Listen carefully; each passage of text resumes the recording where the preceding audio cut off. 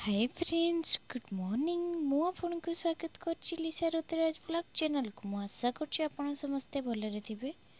मु मध्ये भलरे अछि। तो देखंतु आज मु आपनको सहित शेयर करछि मांकर आगुटे स्तुति सहित। तो चलंतु सुनिबा मांकर स्तुति केमिति हेछि। तो मु आज दिनर पूजा आपनको सहित शेयर करछि। तो चलंतु देखिया मांकर पूजा भी केमिति हेछि, ता सहित स्तुति भी मु आपनको सहित शेयर करछि। जय तु भवानी मागो जगत तारिणी, तते सुमरणा कले दुख जाए पुणी।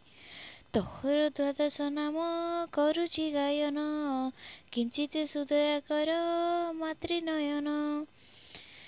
एही नाम जपि नरे मुक्ति लभिबे, तोहर द्वादश व्रत पालन करिबे। मुझे अज्ञानी मात गो भक्ति न जानई, कंठे आसी विजे हुओ आग मात तुई। प्रथमे रहिलु मात कटक नगरे, से कटके शोभा मात केहु बनी पारे।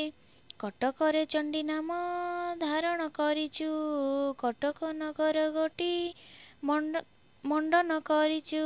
भगवती नाम तोर बाणपुरे हेला, तो भक्त गण को मात दर्शन मिलिला।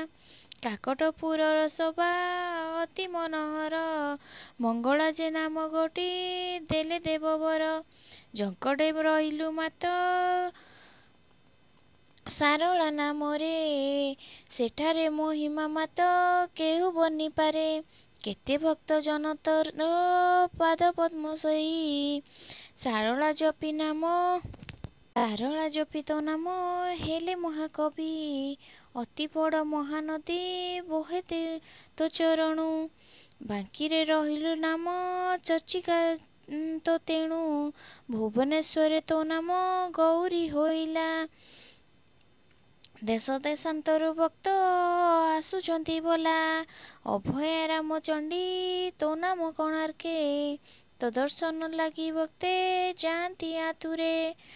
द्वितीय वैकुंठपुरे नाम तो कमला, सेठारे करिचु मा अद्भुत लीला खेला।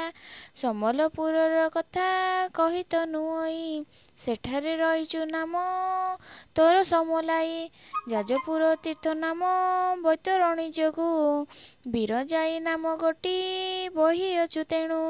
पश्चिम दिगरे मागो नामटी तोहर, हिंगुलाई बोली धाता कले को प्रचार। दुर्गा नाम गोटी तोर जगतरे ख्यात, ए द्वादश नाम देले नारदंक तात। आपद समय एहा जे पाठ करिब, सर्व आपद ताहार खंडन होइब। राजजय शत्रु भय केबे न हुई, भूत प्रेत पिशाचंक भय न लागई। भक्ति चित्तरे सर्वदा करिले पठन, धन संपदरे पूर्ण हुए ता भुवन। बसंते स्मरिले सबु रिष्ट हुए दूर, पद्मपत्रे पड़ी जेने न लगाई नीर। सेही परी दुर्गा तांकु सहाय हुई, भक्तिरे डाकिले ता निकटे रही थाई। धन जन आयुष जे बड़ई ताहार, अंते से चली जाए वैकुंठपुर। एतिकी मिनती दिन करुछि पୟରେ, सर्वदा मो चित्त रहु तो चरण रे। निराश न कर मात करे मु मिनती, सदा साहा हेउथिब मा भगवती। तोहर द्वादश नाम जे लोक पढ़िब, अंतकाले वैकुंठ पुरकु से जीव। गो हत्या ब्रह्म हत्या ताकु न लागिब, सकल मनस्काम तार सिद्धि हेब।